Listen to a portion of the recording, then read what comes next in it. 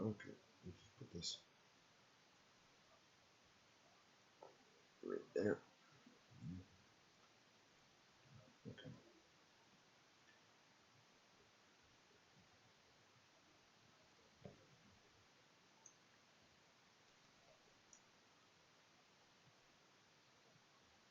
Hello and welcome to Spittin' the Truth. I am the Sports Guru 716 and I hope you enjoyed today's episode.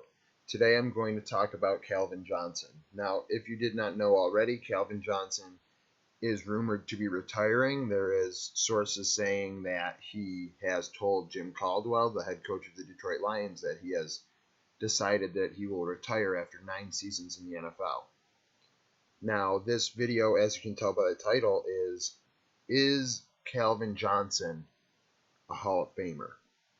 Now, at first glance, you may think to yourself, well, what do you mean, is he a Hall of Famer? And he didn't play a long time. He played 9 seasons, and I guess this is more of a question, is he a first ballot Hall of Famer? Because you see players like Isaac Bruce and Torrey Holt and, Marvin Harrison and people like that aren't getting in right away. Terrell Owens, as you can tell, Mike Martz, after what he said this past weekend as well regarding why Holt and Bruce weren't in the finalists, but T.O. was.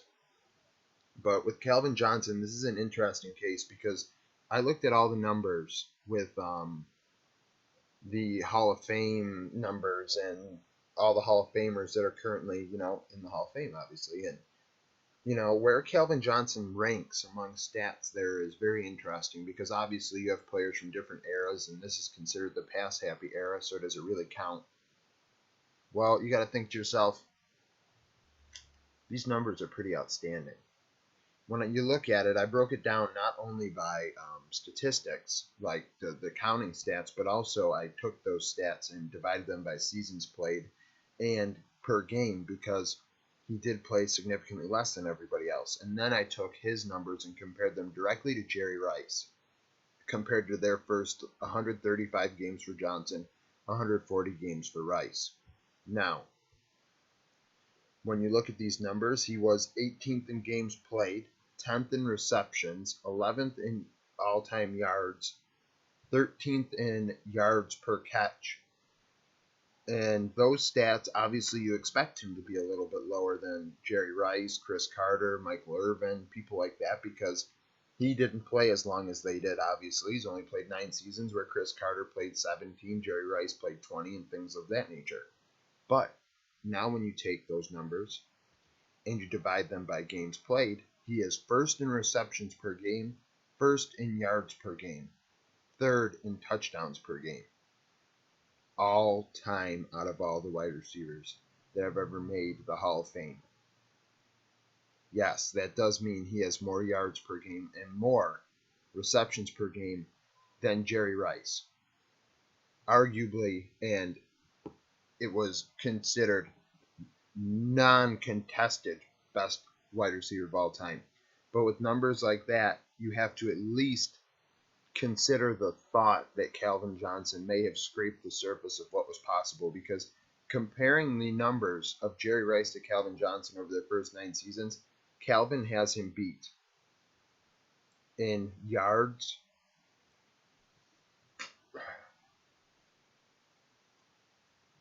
and receptions. That is outstanding. Think about it. Jerry Rice has the most receptions all time, most yards by a lot all time. And I think you also have to consider his longevity in this and that. That does matter. And that is why Johnson isn't the best wide receiver of all time. And, I think, we kind of took him for granted. We look at him and we're like, oh, Calvin Johnson's been the number 1 wide receiver in the league. He's Megatron, this and that. And then you got Antonio Brown and things like that. But when you think to yourself, when you look at these numbers over Calvin's career, Calvin is arguably the second best wide receiver of all time when you look at these numbers. And he's retiring because of health. And longevity, as I said, does play a role, because you can't say longevity does not matter in this analysis that I've done. But when you look at it, he's first in yards per game, first in receptions per game. He is first in receptions per season, first in yards per season. He's 10th overall in touchdowns, but second in touchdowns per season behind Jerry Rice. He literally is and was as good as Jerry Rice was in his first 9 seasons of their careers. Jerry Rice did not have his best season until his 11th year in 1995. And you could say Jerry Rice also had a better quarterback, Matthew Stafford, and then you have 2 Hall of Famers. Now, see, is it Jerry Rice being the Hall of Famer? Jerry Rice is a Hall of Famer in his own right, and then you have Joe Montana, a Hall of Famer in his own right, and Steve Young as well. Now, how much do they affect each other? Who knows? Now, that's how you kind of look at Peyton Manning today. Peyton Manning with Marvin Harrison, Reggie Wayne. And I got Wes Welker with so many receptions. Who knows? You know, he didn't play very long either. Those reception numbers are hard to ignore. He won't be a first ballot, obviously, but down the road, who knows? If you have a drought of wide receivers going into the Hall of Fame, all of a sudden you got to think to yourself, well, this guy had almost 1,000 catches. That's a significant amount. So I'm looking at these numbers here, and I'm thinking to myself, geez, Calvin Johnson should be in the Hall of Fame in 4 years. And it's just, you kind of thought that because he is good, but you don't think to yourself, wow, he may have been the second best wide receiver of all time. And it's a shame that he's retiring, but at the same time, it's a thing. He's retiring. And then you have to think to yourself, well, the only other player to do something like this, retire on top, was Barry Sanders. And Barry Sanders, he played for the Detroit Lions. I believe it's the same ownership. And Detroit pretty much gave him an ultimatum whether to stay or retire. Now, Calvin's a little different. He didn't have a contract. He's retiring because of injury concerns and things like that. He wants to be able to walk away from the game, which Barry says he's proud to say he could walk away from the game as well. And it's just a matter of, you really hope that wasn't the case with Calvin. But you got to think to yourself too, if Detroit was good, Calvin probably wouldn't do this. Like, Detroit's okay, but they're not good by any means, by any stretch. I know they made the playoffs a couple of years ago, but that doesn't mean anything. This year they did not come close. And it's, at least he told them early on in the offseason, he didn't really screw them before the draft. Now all of a sudden Detroit's going to be looking for a stud wide receiver in this year's draft because they are losing out of nowhere one of the best wide receivers of all time. It's upsetting, I guess, to think that it's upsetting to think that we are in an era now where all of a sudden you're going to start seeing players that you grew up watching, at least in my age, in my early 20s, that you grew up watching as a kid, start retiring now. You got Peyton Manning retiring soon, and I'm sure I'll do my own video about that one of these days, next week or the week after. And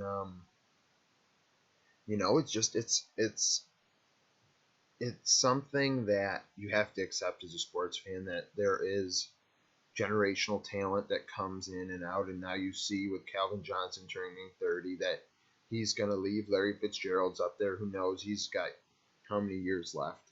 He may not have too many. Steve Smith says he's coming back, but who knows? He's an enigma in himself. You've got players like this that you just don't know. You don't know if the generation is done. It's on to the next one with Julio Jones and Antonio Brown. And Demaryius Thomas is 28 years old. He's kind of in between, but it's funny when you look. I looked at the yards per game all time, and the top 5 are of this era, with names like Jones and Brown and Johnson and Thomas and Josh Gordon. And another wide receiver, Josh Gordon, he threw away his career. But it's just crazy to think. Comment below, by the way. Comment below if you have any thoughts and if you believe Calvin Johnson is a Hall of Famer, if you stuck around this long. I really do think it's not really a discussion of whether he is, after you really look at the numbers and consider it, but will he be first ballot? Because you do have a backlog of wide receivers, like I said earlier, with Torrey Holt, Isaac Bruce, Marvin Harrison, Terrell Owens. people like that, or is he going to get kind of lost in the shuffle for a little while? Andre Reed had great numbers when he retired, and it took him 10 years to finally get in. Um, you don't want that to be the case. I don't think it will be the case with Calvin, but I wonder if he will be a first ballot Hall of Famer because of the fact that he retired so early in his career. And comment below if you think he may reconsider after being out for a year, and maybe after healing up a bit and getting a year off, that maybe he'll go make a run at it again, because Megatron is very valuable to not only Detroit but the whole sport in general, because in this day and age you don't see a lot of football players that, especially at the wide receiver position, that aren't very cocky and full of themselves. And you know, Calvin Johnson, I don't think I've ever heard have a problem.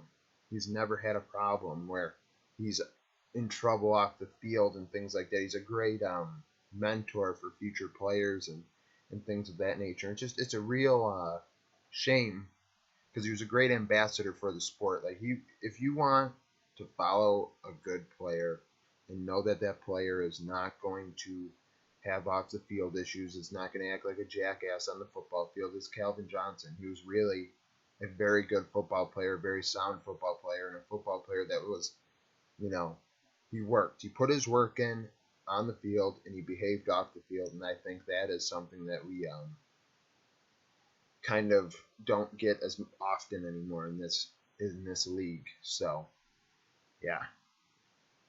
And with that, I'm going to end today's episode of Spittin' the Truth. Like I said earlier, comment below if you have any thoughts or opinions. Like the video if you liked it. Subscribe if you want to see future content. I plan on uploading almost every day. Even when I'm on vacation next week, I think I'm going to have videos backlogged to upload every day. I think it'll be a NASCAR-related week leading up to the Daytona 500 and things like that. So if you don't like it, you don't like it, whatever. But share the videos if you like the videos I put out. So thank you for watching.